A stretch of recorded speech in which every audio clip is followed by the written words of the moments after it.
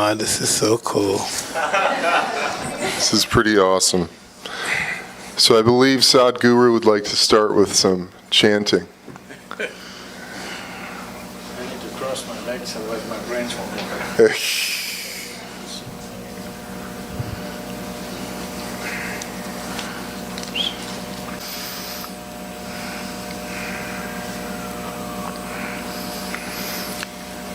Jananam sukadham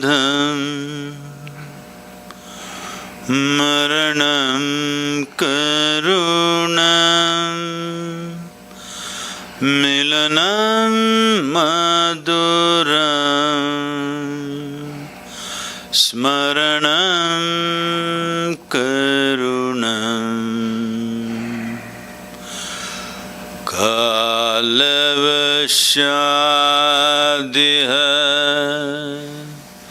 sakalam karunam samayadipate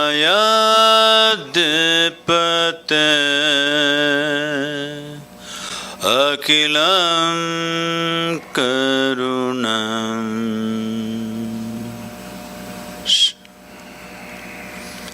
Namaskaram. Good evening, everyone. Good evening. That was amazing. Oh, man. Thank you. The only way out is in. Yes, truly, I believe that. Why you got a big voice and my microphone is not working? Oh, he just has a great voice, this guy. It's a great voice. Great voice.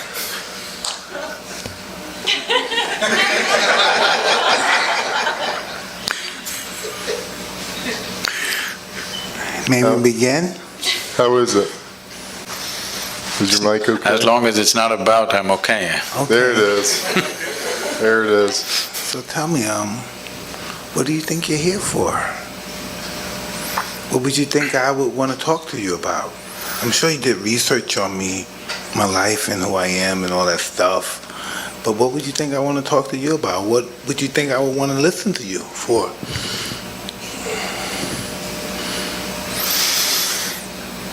Toughest guys in the world get beaten by life. Yeah. You said that was easy, huh?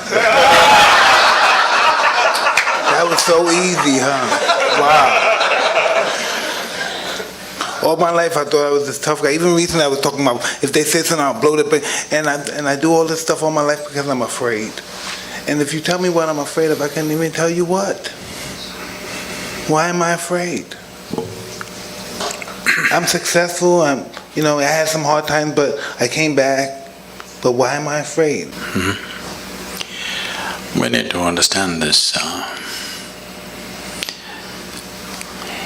This has been hugely misinterpreted and misunderstood on various dimensions. Whether it's fear, or love, or anger, or joy,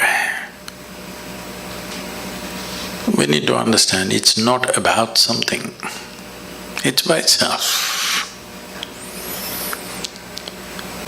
It is not that there must be something that you must be afraid of. It is not that there must be somebody that you are in love with. It is not that you are happy about something or miserable about something. You can be simply miserable. Hello? Thanks. Or you can be simply happy. You can simply sit here just by yourself and be very loving.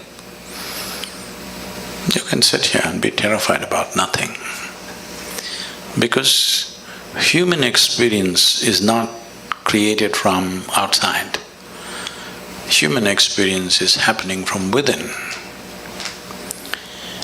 So what happens from within may sometimes find outside stimulus, but you can work it even without external stimulus. Hello? All of you are experts, aren't you? Without any external stimulus, you can create pain, you can create joy, you can create misery, you can create anger, love, fear, whatever you want. Because the seat of experience is within you. Only thing is you are not sitting there, you're crawling around it. You're supposed to be sitting there on the seat.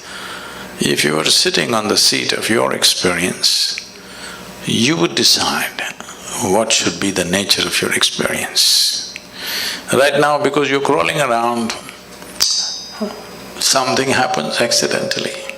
We find an excuse. It's because of this guy I'm suffering. Even if he's not there, we would find somebody else.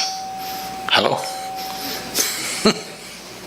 If that guy is not there, we'll find somebody else. If that is not there, we'll find something else. So, this is not about something. This is about that you have not taken charge of the seat of your experience, that's all. You just need an excuse. And the world will, of course, the world is quite enthusiastic about providing you the excuses.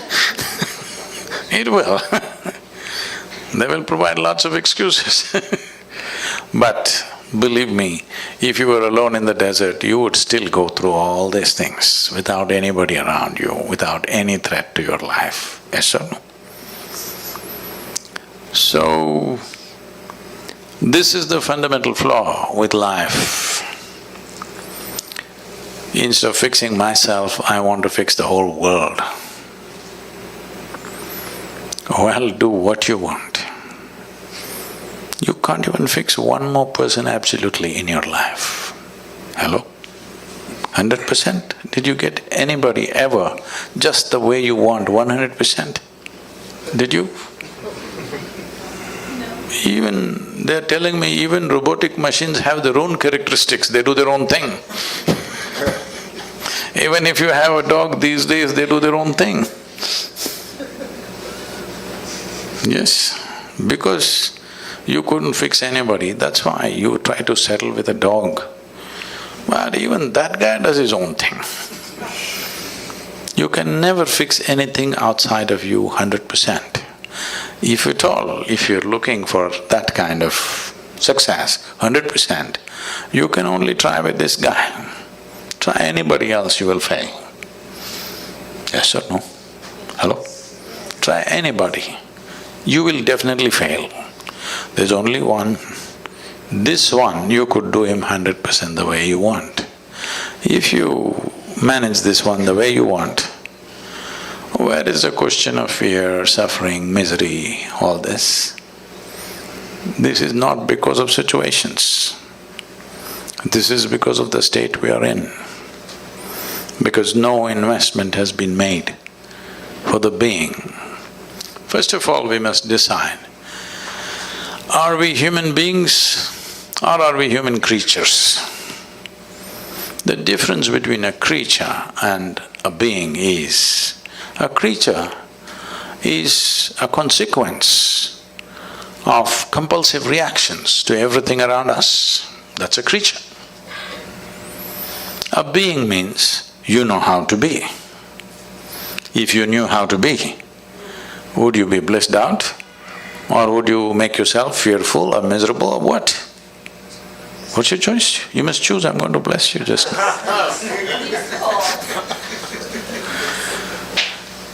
Definitely, highest level of pleasantness, isn't it, for yourself? What you want for your neighbor may be debatable, but what you want for yourself is very clear, highest level of pleasantness. Why such a simple thing is not happening? It is not happening because, we gave you a very complex machine. Peak of evolution on this planet is you. If you were an earthworm, you wouldn't have these problems. Just eating, sleeping, reproducing, dying, you were fine. You're doing great as a creature. But you became human. Now it's a very complex machine. But you don't even bother to read the user's manual. Simply somehow you want to do it. Such a complex machine, if you try to do it somehow, accidentally, oh, it will cause much pain. Unable to bear pain, most people have given up on joy and moving towards pleasure. You must understand this. The need for entertainment and pleasure in the world has increased simply because there's no joy. If really human beings were joyful, they would not need so much entertainment and pleasure in their life. Pleasure becomes a compulsion when there is no joyfulness, and if you don't cause pleasure with something or the other, pain is just waiting in the background, just there. So, fear is not about something.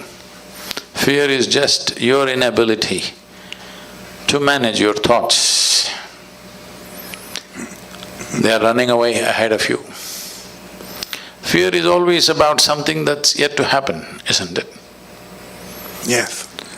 So that means you are suffering something that does not exist. If you suffer something that does not exist, there are medically very bad terms for that. It's not about one human being, it's just literally 99% of the human population is in this condition. Different levels maybe, but 99% of the human population is in this condition. They are suffering things which do not exist.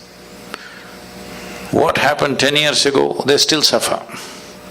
What may happen day after tomorrow, they already suffer. What happened 10 years ago does not exist right now. What may happen day after tomorrow does not exist right now. But things that don't exist, they suffer simply because two major faculties that you have which sets you apart distinctly from other creatures is, you have a very vivid sense of memory and a fantastic sense of imagination. These two faculties, which are the best things you have, this is what most human beings are suffering. They are suffering their memory and they are suffering their imagination. These are the greatest tools you have. So, what should have been the most fantastic well-being? When I say well-being, you know Charles Darwin, that guy, the English guy? Hello? He said, all of you were monkeys, not me. That all of you were monkeys and you became human. So, essentially, on this planet, you're the peak of evolution. You agree with me or no?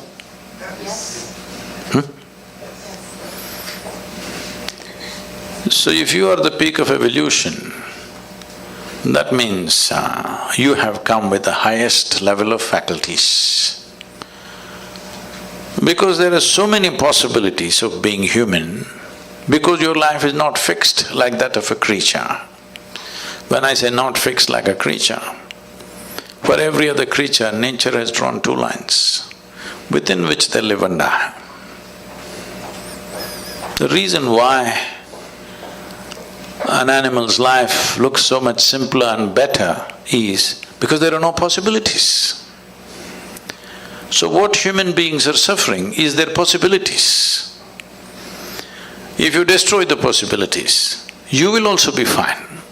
If you want, we can have a portion of your brain removed. You will be so peaceful, you will not know fear, you will not know suffering, you will not know anxiety, you will not know nothing. Yes. All we have to do is take away the possibilities. With the possibilities, the problems are also gone. So right now the problem is the fantastic possibilities that have been invested in us. So to take away the possibilities, either we can remove your brain or we can soak it in whiskey. Both ways you can do it. You take away the faculties, then you're okay. So, the problem is just this, that when you're given something so complex, you need to spend a certain amount of time knowing the nature of the machine that you're using. See, some people are handling these cameras. That's not a spacecraft.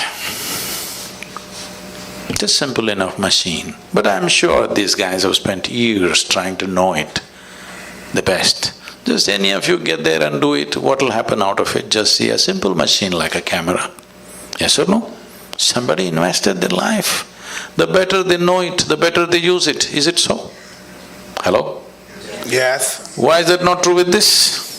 The better you know this, the better you use it, isn't it? So if you know it really well, people say you're realized. But I think most of us, especially when we come to the level in which we're acknowledging of you, that we all have the urge to improve ourselves. No, they should not improve themselves. Why? Because fear also may improve, misery also may improve. It's happening to a lot of people. See, why did we invent this idea of education? 20-25 years of investment of life. Nearly 1/3 of effective human life is invested in school and college for most people. So tell me, are educated people more joyful and fantastic compared to uneducated people? No, but that's not the only way to improve yourself. I don't only look at that in improving yourself, that's just… No, I'm saying that was the idea behind it, isn't it? I don't know. I mean, it's talking about it from far from a human perspective to reach your highest potential. Until you manifest it, you don't even exist anymore. No, I'm saying improvement as an idea is not a good idea. What you need is realization, that you realize what is the nature of your existence. From that, you do whatever. If it's a physical activity, you can improve. You can improve how you're doing something in the world, but you cannot improve this one. It's a fake thing. If you realize everything is settled, otherwise anyway it's a struggle. When situations are good, you pretend that you're improved. When situations turn against you, you will see who is who. When everything is going well, everybody is fantastic, you know. When life turns against you, still are you fantastic? That's the question. I don't know. I think most people take life as it comes. From my experience, I never thought any good would ever happen to me. Just from being brought up in my environment, in my neighborhood, that you always saw bad things. People died. It was just normal seeing people die, seeing prostitutes, just seeing that kind of filth and stuff. It was normal. Matter of fact, it was even honorable because it became so normal. We normalized it. So it's like this. In the yogic culture, we always use lotus flower as a symbolism for human growth and development. Lotus flower grows best wherever filth is really thick. So, why we're using lotus as a example or a symbolism is, this grows well because there is filth. It stays in the filth, but untouched and fragrant. So this is a choice that all of us have. Either we can develop allergy to filth and run away and live in a mountain cave. There also filth will follow you in your head, it won't leave you. Or we can become part of the filth. Or we can blossom into a fragrant flower. This is a choice every human being has every moment of their life. Will they exercise this choice? That is a question mark. Yeah, I'm very flowerful.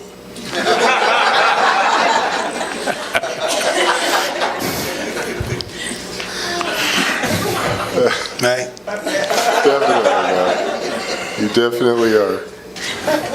Sadhguru, how does one begin to read the user manual? So, user's manual means there is a systematic way of observing simple things. When I say simple things, it is a fact that what you call as myself right now is largely the physical body. This is an accumulated dimension of who you are. You gathered it over a period of time, isn't it? It's a food that you've eaten, it's just slowly gathered. So this is called as Annamaya Kosha, that means this is a food body. So what kind of food you're putting into your system has a consequence. Well, everybody may grow up like that, but the question is it fulfilling the purpose of being a being, human being, not a human creature? Is it supporting your nature of being a human being? That's a question. Well, when it was a question of survival, we ate whatever came our way. That's a different matter. But now survival is taken care of, it's a time that we need to pay attention. If we want to be human being, what kind of body should I possess? Will it support my being or will it make me into a reactive process? All creatures, nothing wrong with them. You take a tiger or an elephant or a snake, nothing wrong with them, they're perfect creatures. Only thing is limited possibilities, isn't it? Hello? What else is wrong with them? Nothing is wrong with them, they're just fine. It's just that limited possibility. You got promoted to be a human being, this simply means enormous possibilities. If possibilities are not harnessed and explored, you have enormous problems. What you are experiencing as problems are actually possibilities nudging you to explore. When you don't, they will freak you, and they should, because otherwise you may slip back in the evolutionary scale. It can happen to any human being. So, one thing is the physical body. Of course, you have a thought process, you have an emotional structure, or let's say the psychological scape. Mind is not just in one place. Every cell in the body has its own intelligence and memory. Actually, in every cell in your body, there is more memory and more intelligence than your entire brain put together. Even million years ago, how your forefathers were, even their skin tone, your body still remembers, isn't it? So, the amount of memory that is there in every cell in your body is far bigger than what you hold in your mind. Even if it comes to the complexity of what every cell, the activity that it's performing, your brain is nowhere capable of managing that. So, we don't see intelligence or mind as one place, the entire body. So this is a body of intelligence. Because people have gotten trapped in their own thought process, they think intelligence is only here. This entire system is full of intelligence, isn't it? Do you know how to manage your kidneys? I'm asking you. You know. Drink a lot of water. No liquor. That doesn't solve everything. Oh, man. Many water drinkers have died too soon. I'm asking, the complexity of any one organ, are you able to manage consciously? No. It is Why so… do we believe we can though? Huh? Why do we believe we can? Because we are full of bullshit. Yeah. We're pretty delusional, pretty much. Yes. Everything that we do not know, we want to believe. We are still not straight enough to come to this place. What I know, I know. What I do not know, I do not know. Whatever I do not know, I believe. Well, you can bull yourself like this for some time. Because, can I tell you a joke? Yeah, please. It's getting too tense here.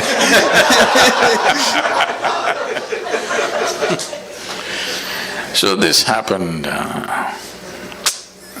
a bull and a pheasant were grazing upon the field. The bull was chomping on the grass and the pheasant was picking ticks off the bull, partnership. There's a huge tree at the edge of the field and the pheasant looked up at the tree very nostalgically and said, "Oh, alas, there was a time I could fly to the topmost branch of the tree. Now I do not have enough strength in my wing even to get to the first branch." The bull very nonchalantly said, "That's no issue. Just eat a little bit of my dung every day. You will get to the topmost branch of the tree within a fortnight." The pheasant said, "Oh, come on, what kind of rubbish is that?"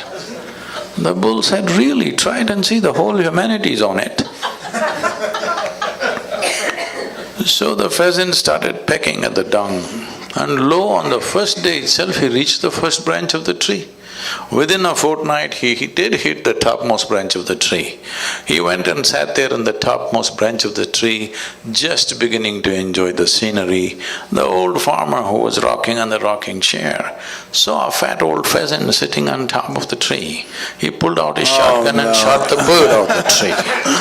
The moral of the story is, many times even bullshit can get you to the top, but it never lets you stay there.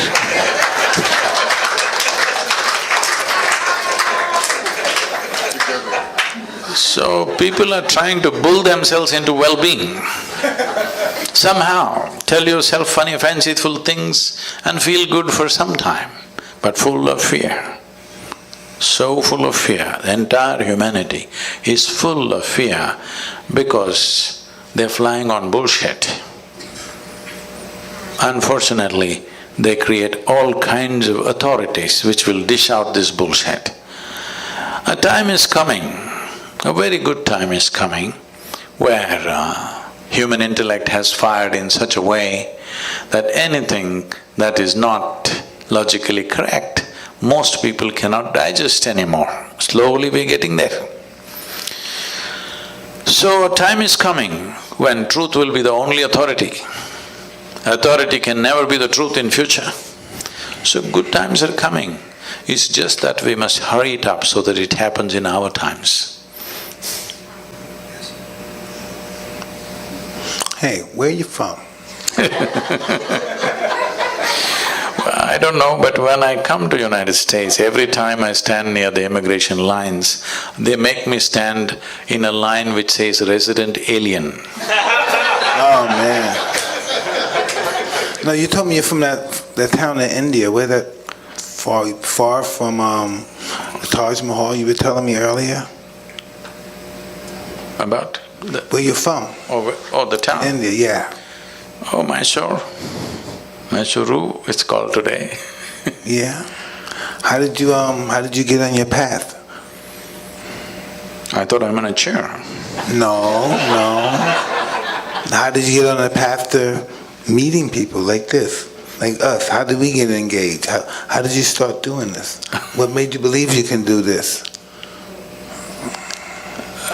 Again, you're talking about belief. Let me clear that first. See, belief means just this. I believe in this or that means, I don't know, but I'm bullying you. Why can't I say I don't know? What's the problem? I do not know is a tremendous possibility in human life. If you see I do not know, naturally the longing to know will come, seeking will come, the possibility of knowing will come. Whatever I do not know, I believe. That means you will never know, you will just go on with your own stuff. So this is why believers always need a flock. But the moment you become a seeker, you become alone. Because if you are the only person who believes something on this planet that nobody else believes, you will feel like a bloody fool. You need 25 people around you who believe the same thing. Now you say, "Eh!" All kinds of rubbish. But when once 25 people gather around you and all of you believe the same thing, boo! Confidence without clarity will come. Confidence without clarity is a great disaster that is unfolded upon humanity. It's mainly because of belief systems, mainly because people have become unwilling to see what I do not know, what is the problem? So, in the yogic culture, we evolved a method. We always identify with our ignorance, never with our knowledge. Because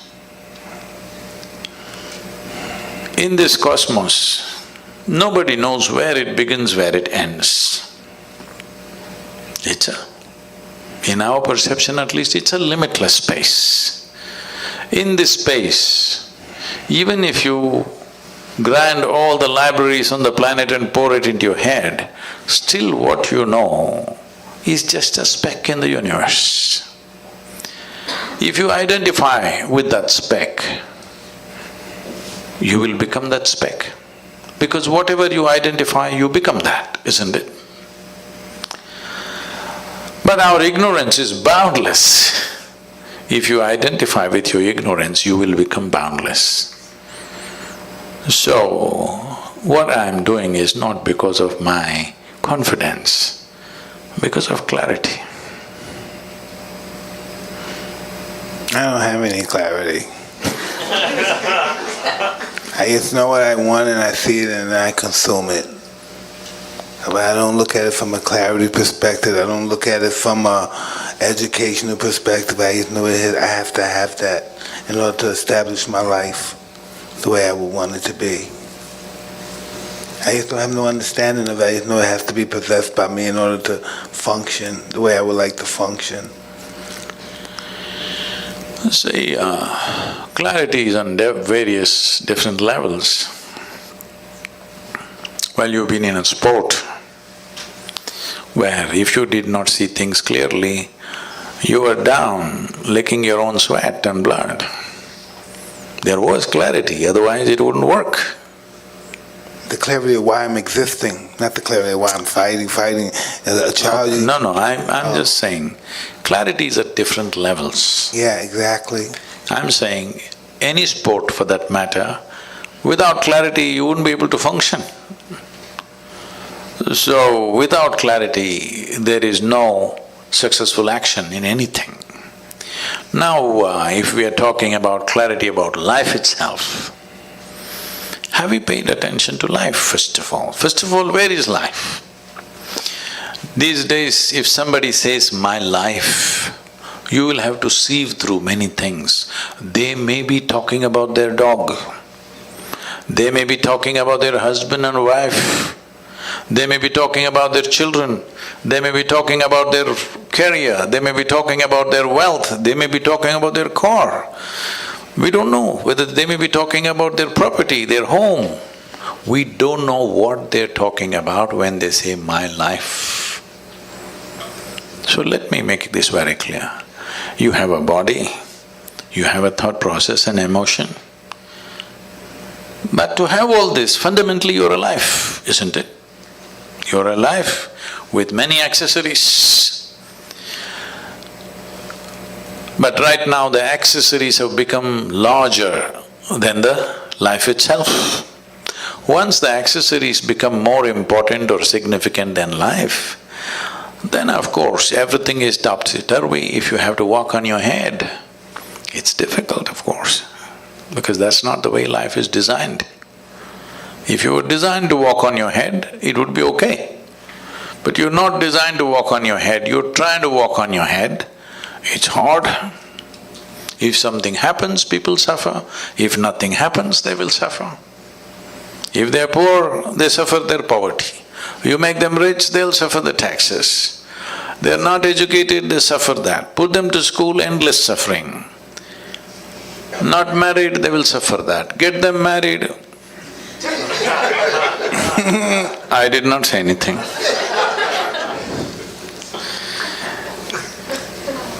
Just tell me one aspect of life that human beings are not suffering. They're suffering every aspect. So offer them death, that will also they'll suffer. So suffering is not because of the nature of life. Suffering is because of the complexity of the mind which you did not care to understand. If you had the brain of an earthworm, you would be fine. Hello? Peaceful, eco-friendly also, because that's a great aspiration in California. The only life which is struggling to be eco-friendly is brilliant. Earthworm knows, a grasshopper knows, a lizard and a snake knows how to be eco-friendly. This most evolved creature on the planet is struggling to be eco-friendly. Yes or no? So, the problem is complexity of possibilities. Possibilities are the greatest blessing we have, but unfortunately that's what we are suffering, because when something very possible and powerful is given to you, if you don't handle it right, it'll blow up in your face. That's all that's happening. How do you know how to handle it? That's why I'm here. All right.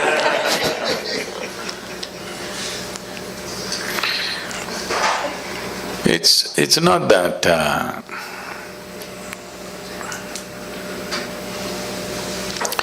it's not that if… let me put it this way, if… because of the number of things that I do across the world, more things are going wrong with my life right now than any of your lives, okay? Really, too many things. Just I want you to imagine running a foundation where there are over 9 to 11 million volunteers doing all kinds of things. Volunteers means nobody knows what to do, but they're enthusiastic. Running major projects like this, running massive centers in various places, over 350 centers across the world. If you want to go mad, this is the recipe for life. But you think I will die of stress or madness? No, I'll not. Maybe I'll die of exhaustion, I don't mind. But of stress, no. There are many things. Not everything in your life goes the way you think it should go. I should not be saying this, but because as I'm like this, because it came in my mind, I'm telling you, please treat this with some sanctity. Right now, probably in the next few hours, my father will pass. Okay, I've been monitoring this minute to minute, but he will pass. I spent some time just before leaving with him and I came. I sent my girl back to be with him. So, I'm sitting here talking to you, I'm fine, haven't I? But does it mean to say I don't care about him? Hello? That's not how it is. A very intimate relationship. But this is how I am. This does not mean there's no love in your heart, this does not mean that you're not involved. It is just that you're involved with everything, but you're never entangled. That's the difference. I believe that's our process of life or death or whatever we call it, just the process of what we do, isn't it?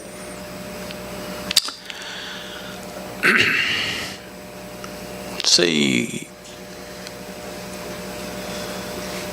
the most compulsive thing in most human beings is they want to draw a conclusion about everything. Because without drawing conclusion, they will not feel confident about anything in their life. They must draw a conclusion. Oh, she's good. Oh, she's okay. She's not okay. He's all right. That's so not good. I love this person. I hate this person. This is my friend. This is my enemy. Every kind of conclusion. Conclusion means, essentially, what is the conclusion of your life? Death, isn't it? Every time you conclude, in some way you die, you must know this. You know, I can take you back. Are there religious people? Hello? Are you religious people?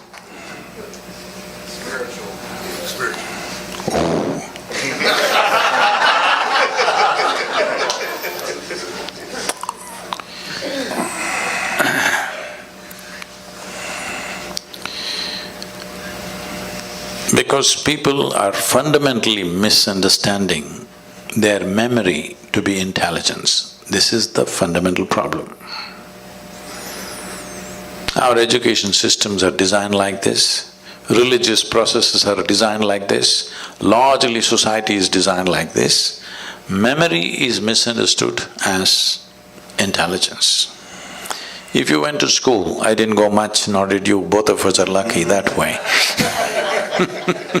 You're right, you're right, you're right. But when I went to school, what I saw was people memorize everything, and on a specific day, which is called examination day, they'll go and puke it there. If they puke really well, they are great. You get great score. I puke little. I never puked at all. I never puked at all. You never puked. Never, not even 1 minute. I puke little. But those who puked everything were number one out there. So this is not just in a classroom, everywhere this is built. We are misunderstanding memory as intelligence. As I said earlier, great times are coming when your memory will mean nothing, because there is a simple phone in my machine which has more memory than all of you put together. Hello? So your memory will mean nothing. But if you lose that phone, your memory will be in trouble too. No, we can have it implanted in the skin. Okay. Yeah. So, what we thought as great value, I want you to understand how this world has been built, these civilizations and cultures have been built. There was a time when nobody could read, all right? So one guy comes and he opens one book. He's got only one book all the time. Well, if you read 10 books, you become a scholar. If you remember 10 books, people say you are a PhD. If you know one book, you become a representative of God. How's this? Forever it's been happening. This will not work in the future, because my phone will recite all the scriptures put together at one time. Yes, it will. Yes or no? Just because the guy knew how to read, he was acting like a representative of God. Suppose I came to California 1,000 years ago on a bicycle, when nobody had seen a bicycle. You don't know what it is. I came riding on these two thin wheels. Wow! I came and parked here and said, I've just come from heaven on this special God-given vehicle. You would all bow down. So after I finish my whatever bull with you, when I want to go and rest, I take away the front wheel and sleep on it, because if any of you learn how to ride, then my heavenly status will go. But a local brat who's good for nothing took this bicycle with single wheel and started riding it all over the place. Now I'm in trouble. This is happening. The Google lady will recite every scripture that you want. We don't know who the hell she is, but she can tell you anything you want. She will tell you the meaning also, interpretations also, yes or no? So, just in many ways,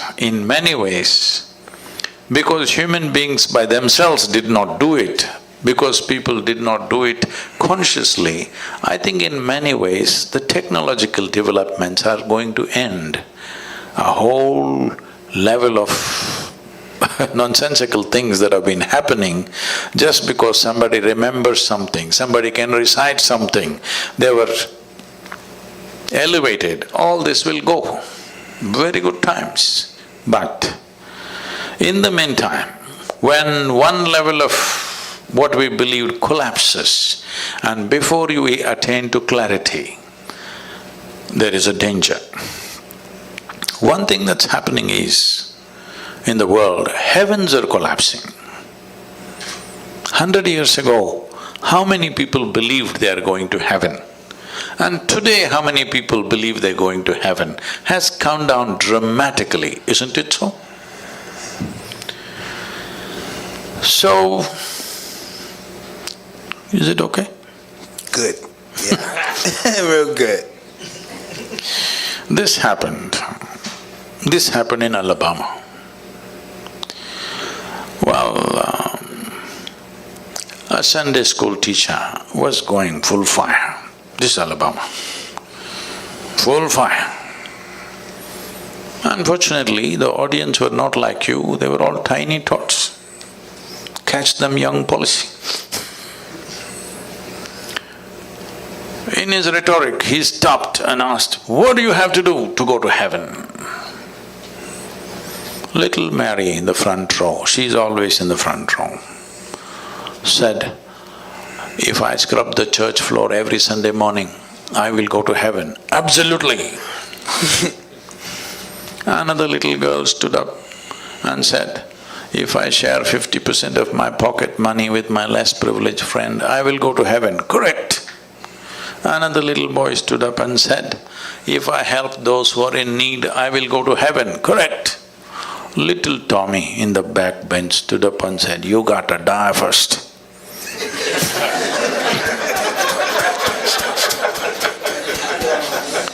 That's a qualification. Yeah. You got to die first. So when we die, depending upon your culture, we will either bury you or burn you or cut you and throw you to the birds. Different cultures, depending upon which culture you are, that they will do. Or in other words, this body is a piece of planet that we gathered slowly. It's good you put it back. I heard that Americans these days are not putting it back anymore. They're building a concrete grave and an aluminum casket. Even when you're dead, you don't want to be eco-friendly. What is this? At least when we die, we should put this goddamn body back into the soil. Absolutely. That's where it came, that's where it should go. And let But the even bugs that eat it. they're not doing. Huh? And let the bugs eat it. Some people are planning to take it to Mars. Anyway, you left your body here and went to heaven. What is in heaven? You know what's in heaven? You don't know? Arey, you should know these things.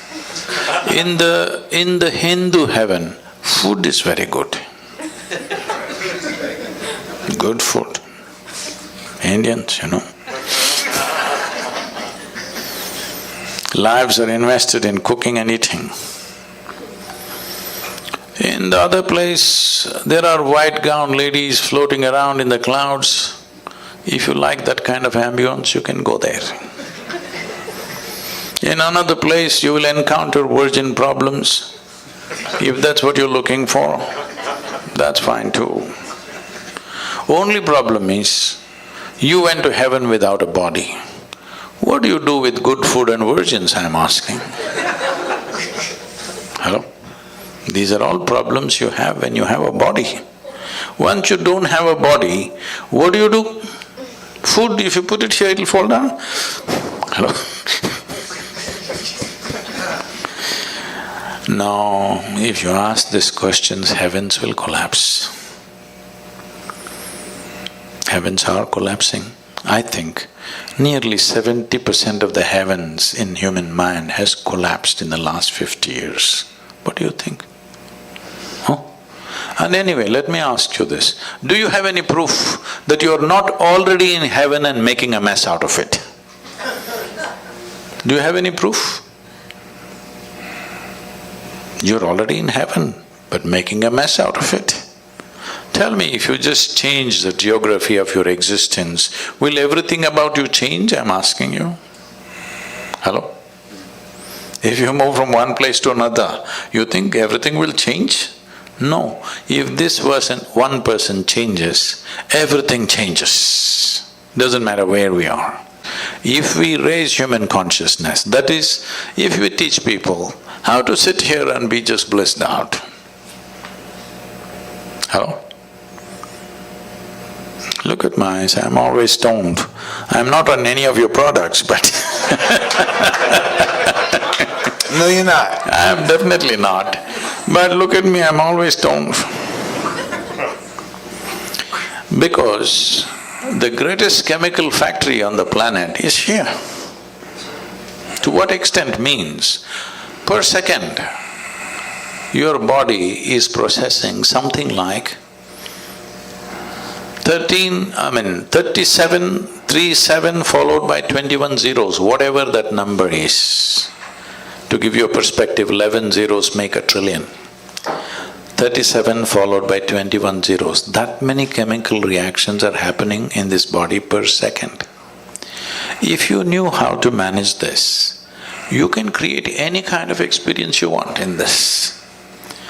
When you have this kind of a sophisticated machine, you are doing things in a caveman-like way.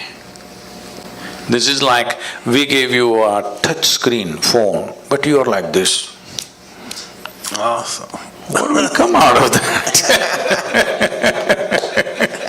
You're supposed to do like this, but you're like this. You know what will come out of it? That's all that's happening right now. So there is a way. Today I can proudly say, across the world, there are millions of people, if they close their eyes in the morning, tears of ecstasy and love every day in their life, every day. Millions of people. So it is not an accident that one person, obviously it can be done. Just a little understanding of how human chemistry functions. You don't have to go into chemical analysis of who you are.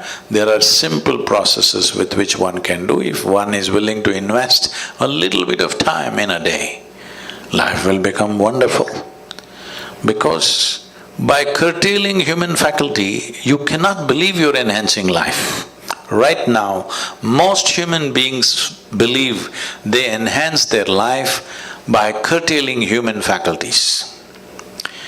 Like, I was in Mysore city. I had to meet somebody, so I went into a building. A lady, over 70, 75 years of age, and she's a very petite, small woman. She just comes up to me with a big smile on her face. "How are you doing?" I don't forget faces, I may forget names, but I don't forget faces that I see. I just look at her, I don't know her, but okay, I respond, "I'm doing wonderful, how are you doing?" Da-da-da. Then I go up. After 20 minutes, I get off the elevator and I'm just coming. She again comes up to me and with the same full enthusiasm, "How are you doing?" So, wow, this is just 20 minutes ago. Then I respond somehow and then I'm getting into the car. Somebody who was walking with me says, "Poor lady, she's lost her memory, she doesn't remember a thing." I said, "She seems to be doing wonderful." I don't think she was this happy with her memory on. Right now she's exuberant because she's forgotten everything. This is the case with most human beings. Little drink and they forget something. Now they're exuberant. Lowering your faculties and thinking that I'm well is a serious mistake. This happened. One day Shankaran Pillai, he was just outside in the marketplace and he met an old friend, a college friend, that he had not seen for more than 25-30 years. So they really jammed up and he invited him home and he came home for dinner. When they were sitting for dinner, Shankaran Pillai, every time he wants to ask something of his wife, he says, "My sweetie pie, my honey, my boo-boo-boo, my bulbul, my choo-choo-choo," like this. After the dinner is over and the chat is over, the friend is leaving, the Shankaran Pillai came to the door to see him off. He said, "You're really having an amazing life. Me and my wife can't even talk to each other properly. Every time you refer to her, all this sweetie, honey, choo-choo-choo, boo-boo-boo, all this stuff, you're really having an amazing life, aren't you?" Shankaran Pillai said, "Are you crazy, man? 7 years ago I forgot her name."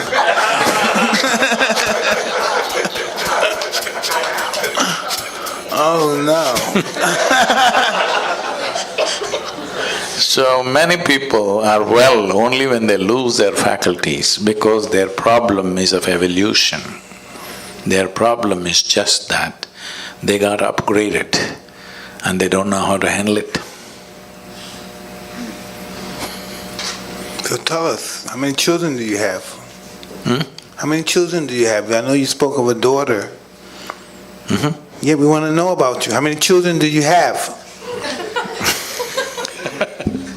All right, I won't ask them. No, you can ask. I have millions of them, only one is my mistake. Oh, no, man. I like that one. I like that one. I have many, but only one is my mistake. Okay. Hey, this is really an awesome evening. I can't even believe you're here. I'm just still in a daze. I'm just really happy to have you here with me and my friend, Eben. This is really almost like a dream come true. We saw you and we were just in the stage of just reading with enlightenment, and we saw your story, how you became, one day you came and you fainted and you thought you were there for an hour and you were there for like 14 hours. That's my story. Didn't that happen to you? Yeah, so I thought that was amazing, and so I stayed a great fan, and I stayed following you. And then I was talking to Eben, and I would say, Eben, you think we could ever get him down here? You think he'd come down here and talk to us? We never believed you would do it, and now you're here. That's just, man, so mind-boggling. Thank you, really. So now that you asked this question, how to do the user's manual, about on 27th of October was the Diwali festival. It's a festival of lights in India.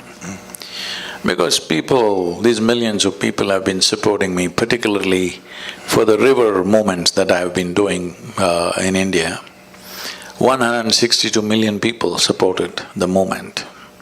It's the largest movement anywhere in the world at any time. So, with money, with volunteering, in many ways they've been supporting us. So I thought on the festival day, let me offer them a gift. And I said, on the Diwali day, if you register in engineering online, which normally costs $150 per person, I said it's free on this day for you. Whoa! 740,000 people registered. It's cost me a few $1 million now. Now, how do you feel about that? How does that make you feel? It's fantastic that so many people were waiting to do it. So now I'm still in the same mode. So for all of you who are here today, we'll offer in engineering online free if you register before midnight today. That's the user's manual. I want you to understand, life is a certain exuberance of energy and a certain amount of time. This is all we have, a certain amount of time and a certain amount of energy. Do you have anything more? Rest is all imagined, isn't it? So this time is simply rolling away for everybody. We may think of many things, but actually time is just rolling away as you sit here. Since you came and sat here, you are 2 hours closer to your grave, yes or no? Hello? Yeah. All of us. So you can't hold it back, you can't roll it back, time is just going. So the only thing you can manage is your energies. If you keep it phenomenally exuberant, you will know life with a certain intensity. If you keep it low, you will know life in a minimal way. So now this choice is yours. Now let's say time is passing, as the day passes into night, you'll feel a little sleepy. Why? Your energies are like… Now you fell asleep. As far as your experience is concerned, you're as good as dead, isn't it? You don't exist, the world doesn't exist for those few hours. But you woke up in the morning, once again the energy has renewed itself, and this is what you call as life. This renewal of energy and exuberance of energy is what you're referring to as life. So, if you want to experience life, if you want to know life, if you want to really ride this wave of life, your energy should be at the highest exuberance level, or should it be put down? I'm asking you. High. Hi. So, you mean a different thing by saying hi. Probably the only one that doesn't smoke marijuana or do any of it. No, I'm not asking you any of those things. So, Oh, This- you're a neat trick.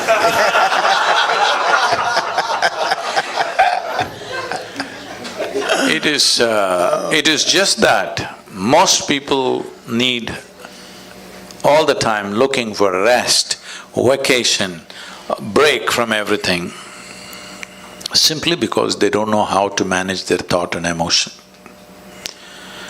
I see in the United States, people are saying, thank God it's Friday, because they suffer 5 days and they're going to enjoy 2 days. Life is not going to work like this. Life cannot work like this. If you do not know how to be joyful, then you're only looking for pleasure.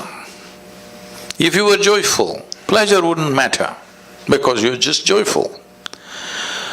Joy is not a consequence of some activity or something that you get or don't get.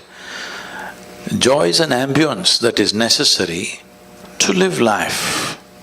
If you do not know how to be peaceful and joyful, well, you cannot even enjoy your dinner tonight, isn't it? Hello? Can't enjoy a walk on the street. Can't enjoy the few people who are around you. You cannot enjoy anything. You need all kinds of stimulus to find a little bit of pleasantness within yourself. When I say pleasantness, let's understand this. If this body becomes pleasant, we call this health. You want this or no? Yes. You must choose, I'm going to bless you. Yes. You want this body to be pleasant or no? Yes, yes. If it becomes very pleasant, we call it pleasure. If this mind becomes pleasant, we call it peace. If it becomes very pleasant, we call it joy. If these emotions become pleasant, we call this love. If it becomes very pleasant, we call it compassion. If these life energies become pleasant, we call this bliss. If it becomes very pleasant, we call this ecstasy. If our surroundings become pleasant, we call this success. Only to create pleasantness in our surroundings, we need the cooperation of various people and forces around us. But pleasantness of body, pleasantness of mind, pleasantness of emotion and energy is 100% your business. Yes or no? I agree. So, if you want to make this your business, before midnight you must register for Innige Engineering Online. It's free, otherwise tomorrow morning you can pay and register. Oh, man. That's awesome. Well, this has been such a treat, and before we wrap this thing up, we have time for a few questions. All right. Not you, them. No, I'm just checking if you Hi, thank you so much. Sadhguru talked about the Annamaya Kosha, which is the body kosha. There are 5 koshas in the applied yogic sciences, which work the entire system of the body, from the mind to the heart to the breath to the energy. I need all that. And the heart.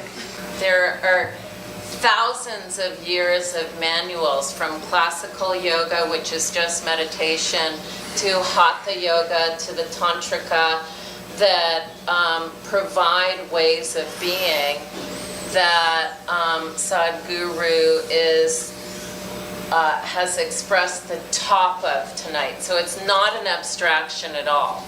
It's just like what you guys do on Hotboxing, which is break down how you get to the soul of yourself by moving through your ego, by practicing goodness towards others. So That's real tough, too. It's a difficult process. For me it was, for me. No, the thing is this.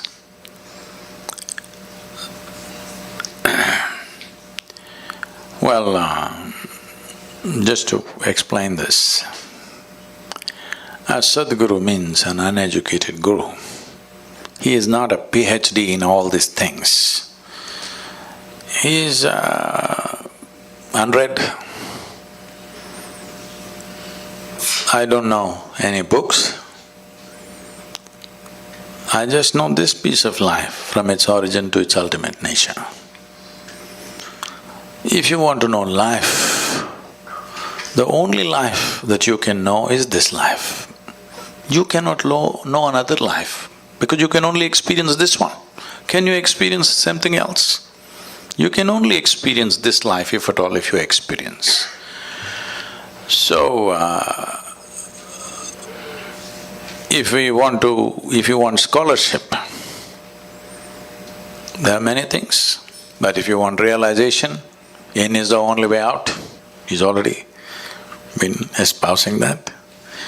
If you want scholarship, if you want PhD in spiritual process, that's a different matter, it's an academic stuff. But if you want realization, in is the only way out. Why do you think there are books about life? You should read a book about life only if you are not alive. Suppose you are not alive, then to know about life you must read a book. When you are the life, hello? The only thing that you need to do is turn inward. Inward means what? Right now the only way you are perceiving anything is through the five senses of seeing, hearing, smelling, tasting and touching. This is the way you know the world. None of these things are geared to turn inward. You can't roll your eyeballs inward and scan yourself. You can hear this, but you can't hear so much activity that's happening here. If an ant crawls upon your hand, you can feel it. So much blood flowing, you cannot feel it because the sense organs are essentially outward bound. So, to turn inward, you need a different faculty. To activate that, to engage in that is the most important thing because life is very brief. Only miserable people have a long life. If you're joyful and exuberant, it's a very brief life. Yes, it's very, very brief. Have you noticed on a particular day, you're very happy, 24 hours, poof, went up like a moment? You're a little depressed. 24 hours feel like 10,000 years. Hello? Because only miserable people can have a long life. Otherwise, it's a very brief life. In this brief life, the most important thing is you know the nature of your existence. Don't add all kinds of philosophies to this. This is very simple. It's like you bought a phone, a new phone.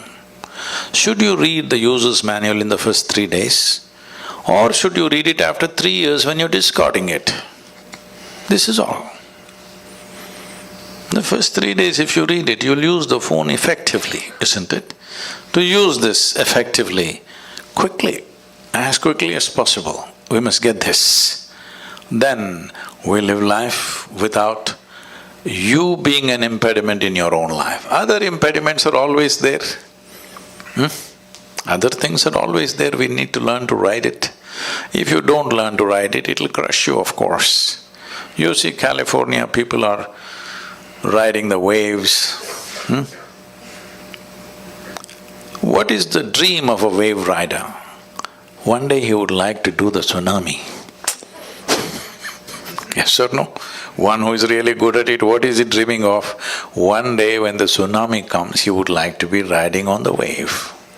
Those who do not know how to ride the wave, they're terrified of it. This is all it is.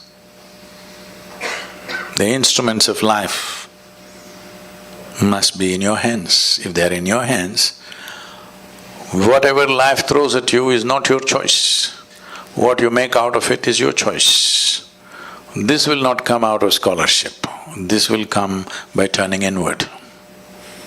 This is why inner engineering. You engineer yourself the way you want yourself to be. I agree.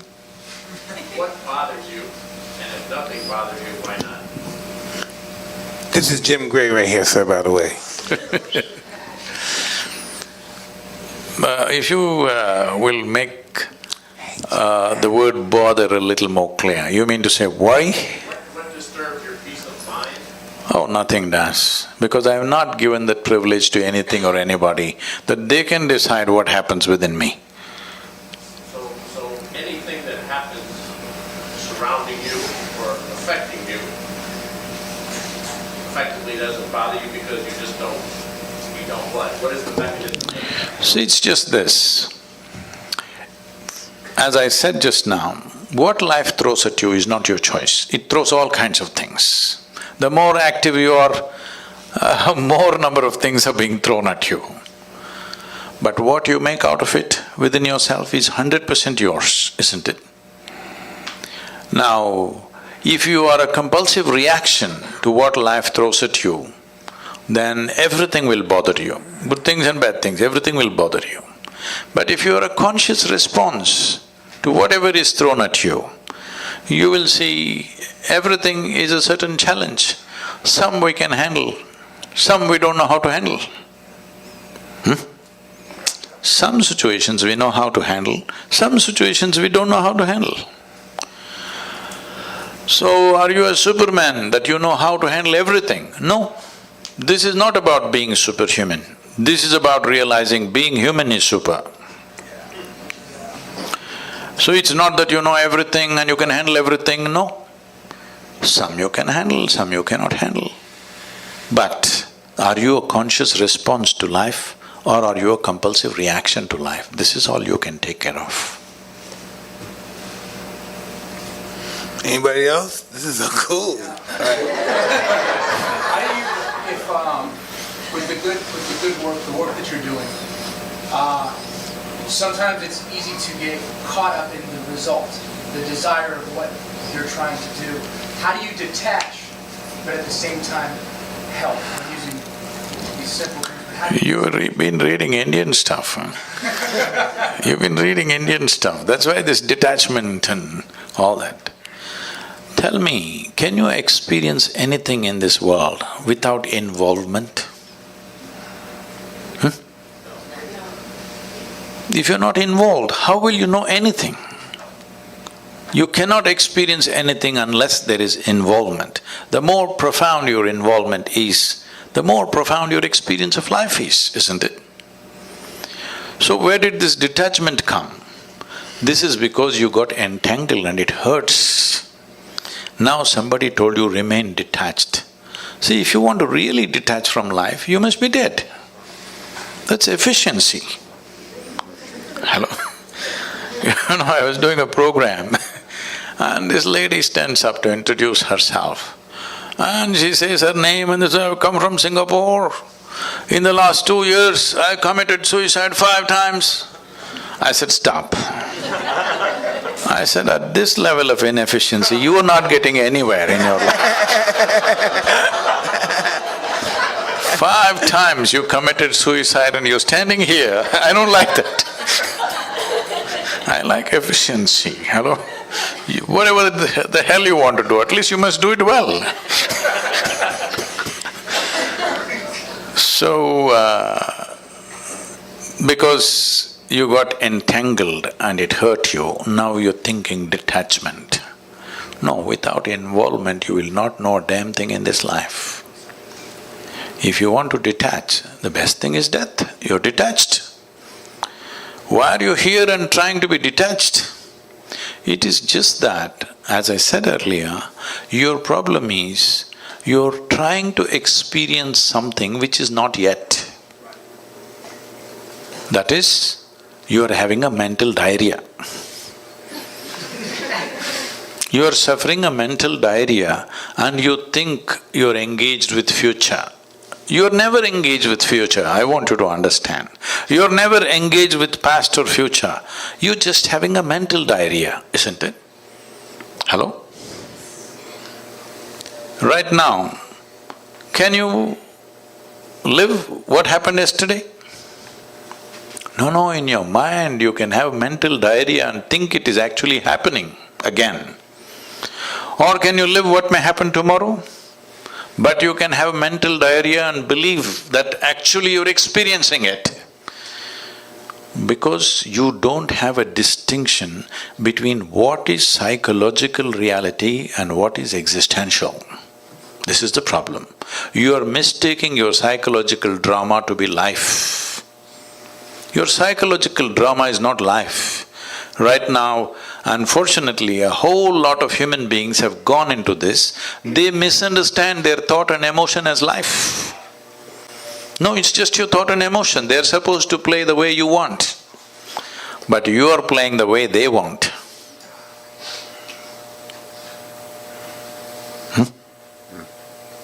Just little out of control, that's all. Don't weave a philosophy out of an ailment. I was thinking when you were saying, like on myself, like we almost, let's just go to another perspective. Of myself, what's the image of myself? What should be my illusion of myself? No, what should be my illusion of myself just as a human being functioning in the world with life? What should be my illusion of myself? Should I be a nothing or should I be glamorous, magnanimous, powerful? What should I be? See, what social qualities we need to exist here well, let us not misunderstand that as life. This is just little sense. If we are among people, we must be in a certain way, so that it works for you and me. If I do something that works only for me, not for you, you will make sure my life is miserable somehow. Yes or no? Hello? I can trust you on that, come on. If every day we are transacting about something, and I make my transactions in such a way it's only beneficial for me, not for you, will you make my life miserable or no? Yes. You will. This is the nature of coexistence. So when we are here together, it's important we function in such a way that whatever we do, it benefits both of us so that this transaction can go on. Whether it's marketplace or marriage, both the parties should benefit, otherwise it'll die, isn't it? So do not misunderstand this understanding or this simple sense as human nature. No, this is just simple sense. If you were living in the jungle alone, you would live one way. You live with certain number of people, you will live another way. You live with a large number of people, you live completely different way. This is just simple sense of adapting to the existence we are. So, do not understand this as the nature of your life, no. This is just sense. Some people figure it out early, some people figure it out later, but this is just sense. Well, Thank you. thank you so much, Sadhguru. We're out of time. Out of time. Out of time. But I want to thank you guys again so much for coming. Thank you, Sadhguru, and your incredible team.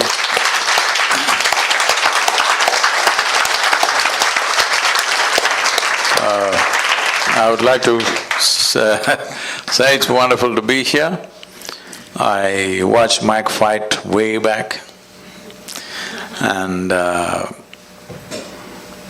this may sound a little off, but at that time, there were no televisions in India. We used to get 8mm films to play on the wall, project on the wall. So this would go cut like that, you know. He was fighting like this.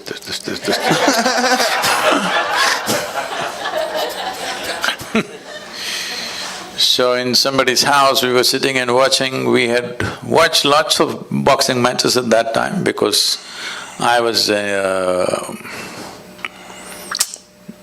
I shouldn't tell you. I was in my school boxing team. Really? Wow. You struck someone before?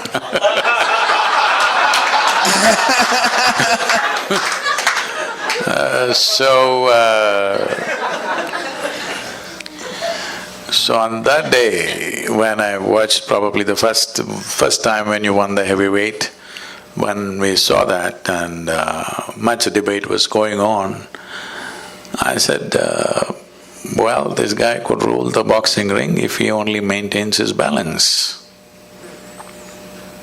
Because I saw a talent which I was just watching your interview today, which I think you're that wonderful man who took you up and transformed a street brat into a champion. Yes, he did. Yes, he did. He did. So he saw the talent too, I'm sure, and that's why he invested himself. It's fantastic. It's just this. Every human being, many things are hidden within every human being. Not everybody, unfortunately, gets the situational opportunities to shine. It's happened wonderfully in your life. Well, other things have happened. Though you came up with utmost disadvantage, you turned that into a phenomenal advantage in some way. But I hope the next part of your life will be more enlightening and more contributing to everybody's life, because whatever talents we have, whatever intelligence we have, whatever capabilities we have, they will find maximum benefit to ourselves and to everybody. Above all, balance. If that one thing is there, everything else will find expression. If we lose that one thing, our talents and our capabilities unfortunately will turn against us. Right now, human beings are only suffering their own intelligence. If they had no brains, they would be fine. They're suffering their own intelligence simply because there is no balance. It is time that all of us in some way bring balance to ourselves and to the world around us, so that human genius really flows without too much struggle. Right now, to find expression to human genius, people are going through enormous struggle, and slowly people are believing that unless you struggle, it won't come out. No, it can be done very joyfully, wonderfully, blissfully, if only balance is created. So let's invest in this, that this generation and the coming generations are far more balanced within themselves. If this one thing happens, you will see an incredible generation coming up. Let's all be a part of making that happen, considering being born in an extreme disadvantage and how you turned it into what you did. At the age of 20, being a world champion happened in spite of all the disadvantages. So, all of us together should invest in making this happen for many, many more of the next generation. Thank you very much. Thank you. Thank you. Thank you.